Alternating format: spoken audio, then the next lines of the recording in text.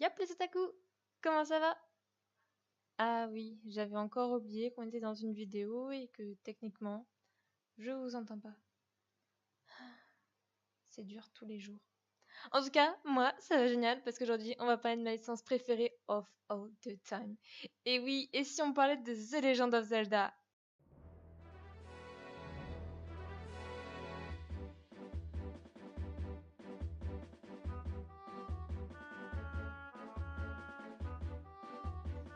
Et juste un petit mot avant de commencer, nous ne parlerons pas des épisodes dérivés de la série comme par exemple Link Crossbow Training ou Hot tout simplement parce que ils comptent pas vraiment dans la chronologie, mais ils sont bien quand même, hein, je vous assure, enfin, je crois. Allez, c'est parti. L'idée de The Legend of Zelda vient de Miyamoto Shigeru pendant le développement de Super Mario Bros. Ok LM.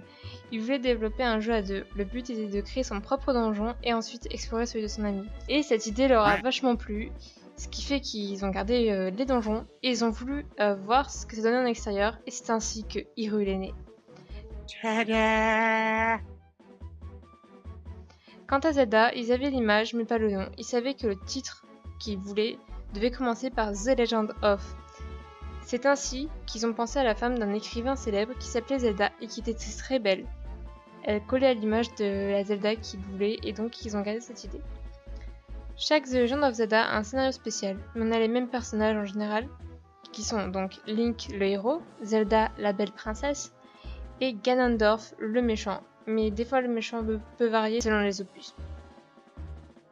Il faut aussi savoir que les DS ont laissé ce qu'on appelle la Triforce, mais ça on y reviendra un peu plus tard, et celle-ci se décompose, oui, en 3 si vous avez bien suivi vos cours de maths.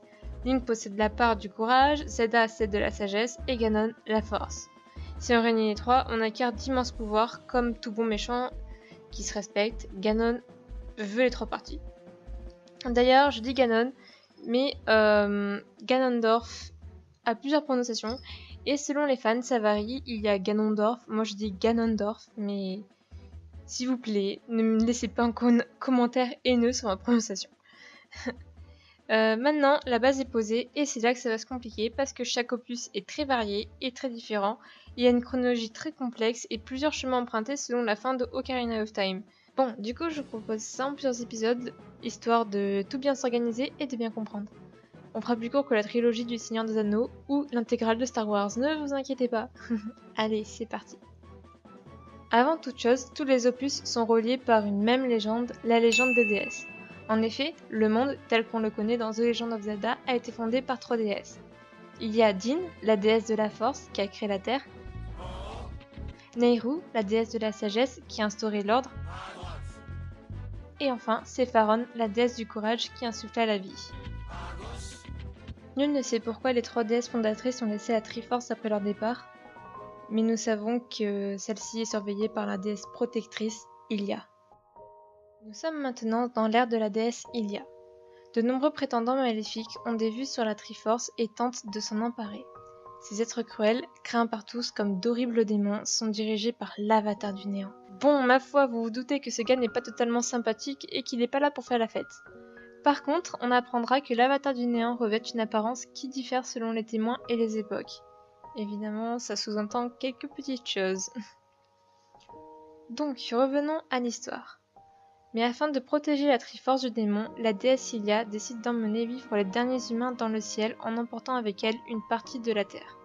Très haut, perchés et protégés par une barrière de nuages, ces terres célestes sont inaccessibles pour le mal. Quant à la déesse et les quelques tribus restées sur Terre, elles combattent le mal au péril de leur vie et parviennent malgré tout à remporter la victoire en scellant l'avatar du néant. Ce qu'il faut savoir, c'est que les tribus terrestres, c'est des peuples autres que les humains restés sur Terre pour combattre le mal, comme par exemple la tribu des Gorons.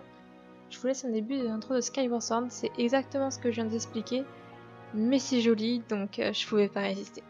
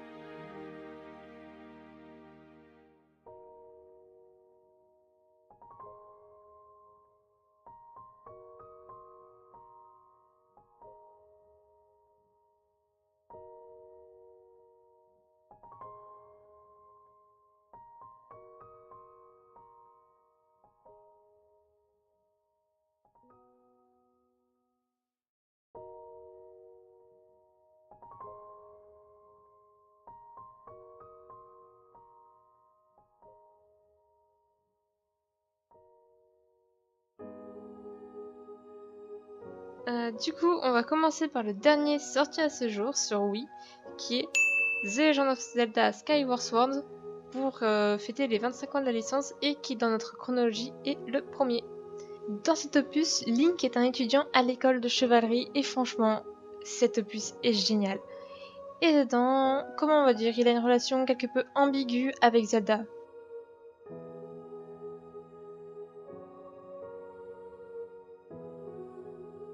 Oui, juste un peu ambigu, mais c'est pas grave.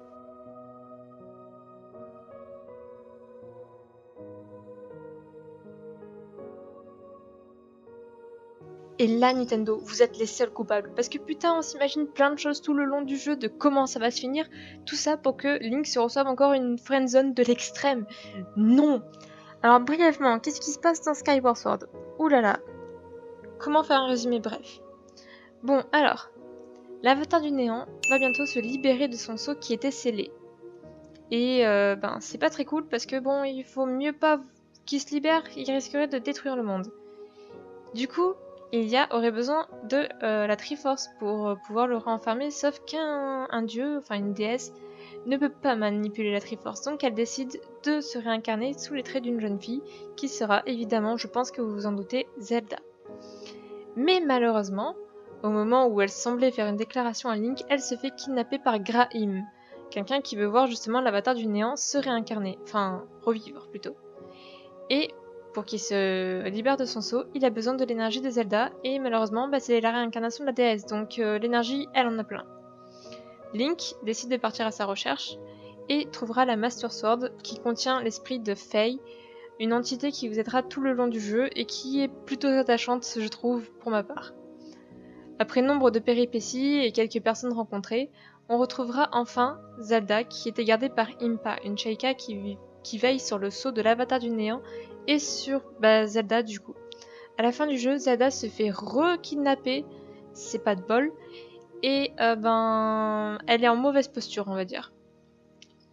Nous arrivons à la retrouver, à la sauver, et comme vous vous doutez, on a le droit au combat énorme avec l'avatar du néant qui sera par la suite réincarné par Ganondorf. Enfin, la ressemblance est assez frappante pour moi. Après, nous avons droit bien sûr à un happy ending des plus mignons, même si finalement la déclaration du début n'est pas faite, à mon plus grand dégoût. Je vous laisse un petit extrait histoire que vous confirmiez ce que je dis.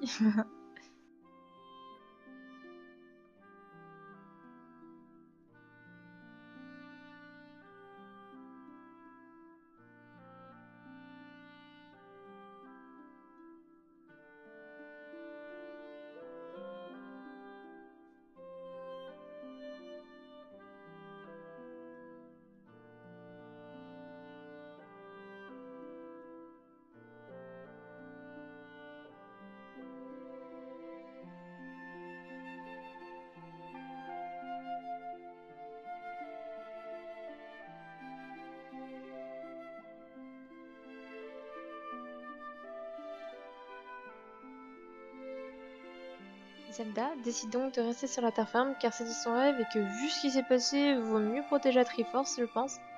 Et vu la tête de Link, je pense qu'il est resté.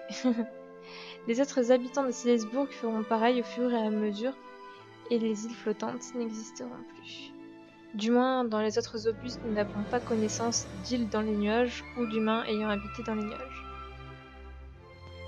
Malheureusement, la mort de l'avatar du néant n'a pas pour autant mis fin au combat. Cette trêve apparente n'est que le début d'un cycle maléfique éternel et haineux, poursuivant sans relâche les héritiers de sang de la déesse, ainsi que l'âme du héros. Et on va s'arrêter ici parce que je sais pas si vous avez regardé quelle heure il est, mais il commence à se faire tard. Alors évidemment, je n'avais pas prévu de passer autant de temps sur un seul opus, mais bon, il fallait que je pose les bases et tout le reste. Si vous voulez la suite, la prochaine fois nous parlerons des opus The Minish Cap, Force Sword et Ocarina of Time. Si on arrive à tout caser dans un seul épisode, ça sera déjà bien. Et après on commencera la chronologie un peu compliquée. En tout cas, merci mille fois d'avoir regardé la vidéo en entier, ça me touche profondément et j'espère que vous avez aimé autant que moi j'ai aimé le faire. Même si ça a été extrêmement compliqué de réécouter ma voix en boucle. Si vous voulez avoir plus d'informations sur la licence, qui est ma licence préférée, je sais que je l'ai déjà dit, mais bon. il y a Hyrule Historia qui est une encyclopédie sur The Legend of Zelda et il est vachement bien fait. En tout cas, je vous laisse ici. Encore merci 1000 fois d'avoir regardé. Et vous savez quoi? Restez gourmands.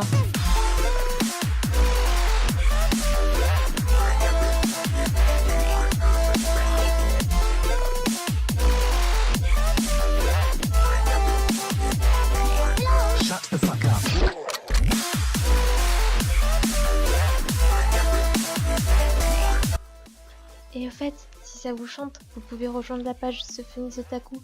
Et ensemble, on ira taper tous les gens qui pensent que Zelda c'est Link. Donc nul ne sait pourquoi les 3DS ont laissé la Triforce derrière elle, mais tout ce qu'on sait, c'est que la Terre est sous protection. Non, putain, oui. Nul ne sait pourquoi... Ah putain, c'est bon, tu m'as déconcentré là. Nul ne sait pourquoi les 3DS fondatrices ont laissé la Triforce depuis le... Ah, mais putain.